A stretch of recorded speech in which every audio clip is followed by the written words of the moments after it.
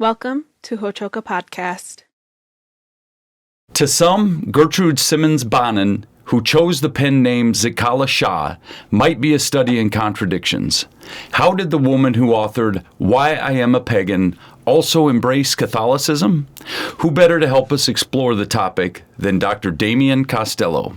Hello, Medaki and welcome to Hochoka, here at the center of St. Joseph's Indian School's campus. I'm Scott Wooster, your Hochoka host. We're glad you have joined our circle with frequent guest Dr. Damian Costello, who specializes in the intersection of Catholic theology, indigenous spiritual traditions, and colonial history. Welcome, Damian. Thank you, Scott. Good to be back. Absolutely. So, we're going to talk today a little bit about, as I said in the header, Zitkala-Šá. And we've talked a little bit about her history in other episodes. We've thought it might be good to circle back a little bit to a part that I overlooked certainly, and I think you might have overlooked as well, but the fact that she was Catholic. Can you talk about that a little bit? Sure. I had no idea that she was Catholic. It wasn't until these previous episodes came up that I even started to look more into her life, and that was a small detail that jumped out, not surprisingly, to me. Mm-hmm. I mostly knew her or about her from her very powerful essay, Why I Am a Pagan. Mm-hmm. And right, that title just sort of jumps out off the page, and I read that probably 15, 20 years ago, and it gets into this question that I think every kid that's ever had to go to church asks: why do I need to go to church to connect with the Creator? Mm-hmm. And she frames this beautifully with a walk by the Missouri River, and sort of teases that out. Yeah, and she's Yankton Sioux, probably grew up downriver from here, on that reservation down there, I would assume, and lived near close by the river and was surrounded by nature at that point in her life. Yeah, and I have not read Why I Am a Pagan, but I will say I had that same conversation with my mom every Sunday morning at about 9:30 before 10 o'clock Mass about why do I need to go to church with you to get closer to the Creator? And she answered it every week by saying, get in the car, let's go. And so let's tease that out today. Let's see if we can figure out what we need to know about that. Well, I'd have to admit that that's a question that often came up to me too. Mm-hmm. Maybe not every Sunday, and maybe not quite as strong, but I've had incredibly powerful experiences of being on the land and connecting to the Creator that way. Mm-hmm. And so Zitkala-Šá starts her essay. She's walking down the river, and she so beautifully describes all the different details of what that experience is like, and particularly the different beings that are part of it, the flowers, the yellow breast, a particular bird. And she talks about her spirit and her heart just sort of being inflamed. You probably got this from the previous episodes, that she was an incredibly passionate person, very alive, and a very, very distinct writing voice. A scholar I was listening to said she's really the first indigenous writer in North America who has her sort of own voice. She's not been translated by somebody else, and she's writing both in English and Dakota, and she just brings that whole experience alive and repeats over and over that beautiful teaching, which, of course, we've talked about a lot, and we say a lot, all are relatives, all are related, that this feeling of kinship with all the beings around her are fully alive in that moment outside in creation. I totally relate to what she's talking about, absolutely. Walking along the Missouri, living here by the river as we do, the studio that we're sitting in is right next to the river. We've got, the trees that are native to this area. Our sweat lodge is on the river. My house is along the river. And for me, that's my connection point. And I probably overstated my childhood and how intense that would have been. I did find the connection in the church and in my CCD classes and in the Bible and all those things. I found it in so many different places. I find it interesting, just for our audience, maybe she refers to pagan, and it it has different connotations for different people. I think the way we're using it is such a positive connotation, walking on the land in harmony with everything there is. Can you just unpack that in the briefest way you can? Yeah, I think you brought this up, that what she means is traditional Lakota, Dakota spirituality. Okay. Right, the traditional ways. The word pagan was really a weapon used by Christians to sort of demonize those traditions. And so Zitkala-Šá is very good rhetorically. Like, she knows how to talk to her audience. She's sort of like taunting her readers that, no, not only am I traditional, I'm willingly embracing what you dismiss as paganism. Yeah. Right? But for her, it has none of those negative connotations. Right. Just, and I love that because it brings out what I would imagine to be her spiritedness, yes. That piece of her that really I think would be fun and maybe a little mischievous and in a way that you have to be to get the ball rolling. Yeah, she was born in 1876, which was the Battle of Little Bighorn that year. And so she really has that spirit in terms of how she writes and her activism that infused her whole life. Yeah. And so in the context of this essay and that activism, I think a lot of people would be surprised that not long after she wrote that, so this came out in December 1902, in 1909, she becomes Catholic. And like a lot of other Lakota Catholics, it was not just some sort of, get your card stamped on Sunday Catholic. Yeah. She was very actively engaged in a public figure for a number of decades. Within the Lakota Catholic Church. And I think you see that from time to time where that embrace could be just, putting on the clothes to make it your way to get through the world, to a survival tool. But I hear, and it still exists today, where a lot of Lakota, Dakota, and Nakota have embraced it to the point where that's the life that they live. And for her to live that way so strongly, do you have any idea why that might be or what influenced that so much? Yeah, I think what's really important is that's when she moved to Fort Yates, Standing Rock Indian Reservation, with her husband. Her husband, he was born Catholic, though I don't know how intentional early in his life, but when they got to Fort Yates, they got connected with the Benedictine community there, and the Lakota Catholic community there, which from everything that I've heard and been told was a very vibrant place. We also have to remember that in Lakota context, these years were actually pretty vibrant. Once people started to make the adjustment to the reservation system, they were actually very successful. And then we see this particularly in Fool's Crow biography. He talks about that was actually sort of an idyllic period, that once we figured out this farming, ranching thing, we still had the old ways, we still sort of had our center. And before the Great Depression, before the Dust Bowl, before the boarding schools really started to have their major impact, that this was a good time. And so I think that's one part of it. The other part of it is that Lakota Catholic Church, and we talked about this here, is that there were problems, particularly its connection with the boarding schools. But the leadership, the non-native leadership, actually entered into Lakota ways pretty significantly compared to the rest of the white population. And they gave a relatively high amount of autonomy to native leaders like Black Elk. Right? A lot of these Catholic churches in the rural parts of the reservations were controlled by native people, by Lakota people, particularly traditionalists, people who were raised to be medicine men like Black Elk.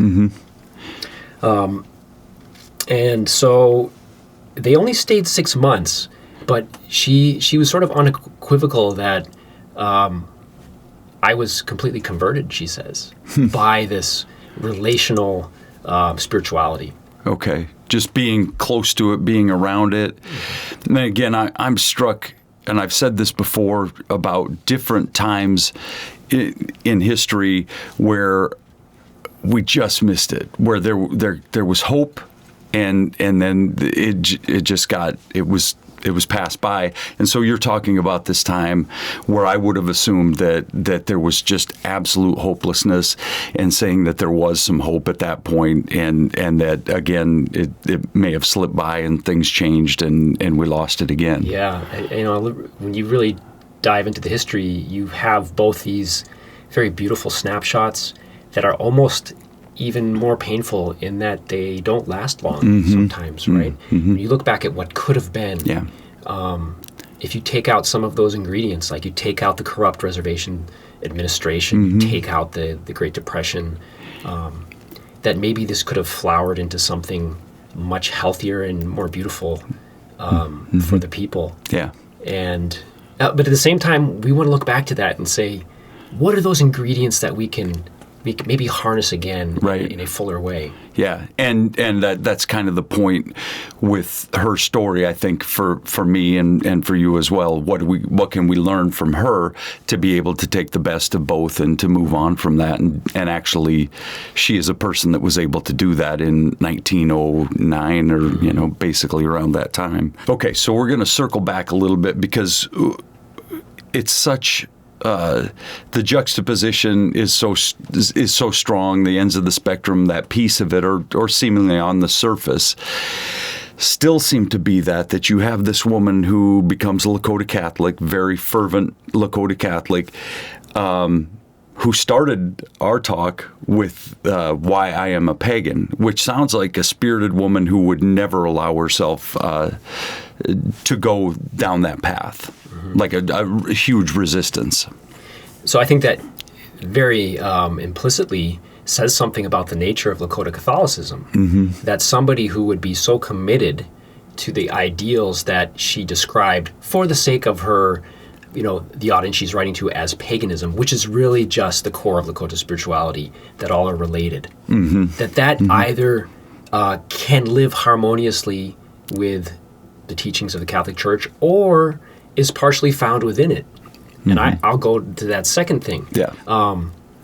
I think it's very much like the ghost dance. Now, the ghost dance was, the Messiah was going to come and bring the earth back to the way that it was before the colonists sort of destroyed it. And you had a certain lifestyle to live, certain songs and dances. And the leader of that, the Messiah who was going to accomplish this, was Wanikia, he who makes live. That didn't eradicate Lakota spirituality. That was just one more ceremony that was added into traditional Lakota ceremony. So traditional Lakota ceremony is that the people may live. That's why you have your ceremonies. And this new Messiah is going to make it all live again, sort of bring it back to new life. And I think that's what you see in her dual life as a Catholic and a traditional, someone with a traditional spirituality, that Catholicism embraces, it acknowledges the need for the kinship of all beings. And the center of it, Wanikia, that's the word that Lakota Catholics used, that he who makes live connects to that. It's not separate. It's just another resurrection on top of the power to make live. Yeah, and I know it's so fascinating to me, and I know it's not, I don't want to oversimplify things or to have us oversimplify things, because I doubt it was that easy back in 1890 to assume that everybody was thinking in the same way and there weren't divisions and that type of thing. But you talk about the ghost dance, and my understanding too with that is that people were talking about, when you said the word Messiah, and people talked in terms of the word Jesus. Jesus is coming back as part of that, and a lot of indigenous people at the time embraced that, right? They did, and it takes so much unpacking on our side because we're so used to the gospel story, Jesus being in the hands of the people who conquered. But for the natives of the time, the way they told the story is that Jesus came and the white people killed him. He's coming back as an Indian this time. What does that mean? Well, we can unpack that for a long time, but it basically means that he's not owned by the white people. He's the savior of all. Right. And we have the greatest need now in this situation. Yeah, and I love that too in terms of what a Sundance leader that I know talked about with mending the hoop. You need to mend the hoop with all the colors that we have of all the races on Earth. It's not just done by one. I've said that before, but it always seems to speak to it's always a part of what we're talking about, I should say. So I'm glad you brought up the Sundance, because I think this is the final thing to tie up before we end this conversation, is this whole question of, why do I go to church? And so I think Zitkala-Šá would be very comfortable with this sort of flipping this around, right? Yep. Then the question would be, you work with kids here and you bring them to sweat or other ceremonies. What would you say to a kid who says, "Oh, come on, Scott, why do I need to go to sweat? I can just go for a walk by the river and connect with all the Creator and all the beings around me"? What would you say to that? Well, it's complicated, and it's a great question. It really is, because I think what I would say to them, number one, is, and this comes in terms, we just had a sweat last week, 7th and 8th grade boys, and I would tell them, don't worry about your girlfriend. Don't worry about your rec time. Don't worry about shooting buckets. Come to sweat. Make this a part of what you do. That's a whole different issue, though. But in terms of that great question there, for the guys that I work with, I think it intensifies that experience to be with other people. You're in a sacred place. You're in a ceremony that was given by the ancestors that just has so much weight. The rebirth of that, the cleansing of it, and it's the ceremony for me crystallizes all of that. So that would be my response, and I wouldn't couch it that way to a 13-year-old boy, but it crystallizes all that into, you come here, you're able to, you're a young man now, you give something yourself, and the people will gain something from that. The people you love will gain something, and the people in general. And yeah, you can get that walking along the river. You can get that sitting up on a hill. But there's something about ceremony, and I'm speaking from personal experience, that I drew from the ceremony that really crystallized everything for me. I love that answer, because ceremony brings us together, and the ways that are given by our ancestors focus the power of the Creator into us and transform us. Yeah. Right? You can't have purification and you can't have rebirth in the same way on your own. Yeah. Without the people around you, without that darkness, without that heat, without the medicine, without the prayers, it doesn't happen in the same way. Ceremonies do something specific. They give you a power that you didn't have beforehand. Yeah. And so I think that's the same. Zitkala-Šá would probably agree that in the Catholic context as well, these ancient ceremonies accomplish something. They have an effect on you. Yeah. And so you go to them not because you can't commune with the Creator and find kinship with everything around you. You go to them for something else. Yeah. That power to live again in a better way. I just think it's a great conversation to talk about. We could sit here and talk about this forever. We're just getting started, but we have a couple of episodes where we can dig in again. I think that I don't have all the answers. I certainly don't, and I expect you to tell me the same about you. There's a great mystery out there, and whatever brings us closer to that is going to be worthwhile, and that's what ceremonies do for me. Anyway, I can't say it any better. Yeah. Thank you, Scott. So let's see what else we can say on the next one. I think that that's all we'll do for this one. We'll wrap it up. But thank you again for being here, and we'll talk soon. And we'd like to thank our audience for being here at Ho-Chokeh at the center of St. Joseph's Indian School's campus, where we talk about issues that are central to Native American education today. Until next time, stay centered.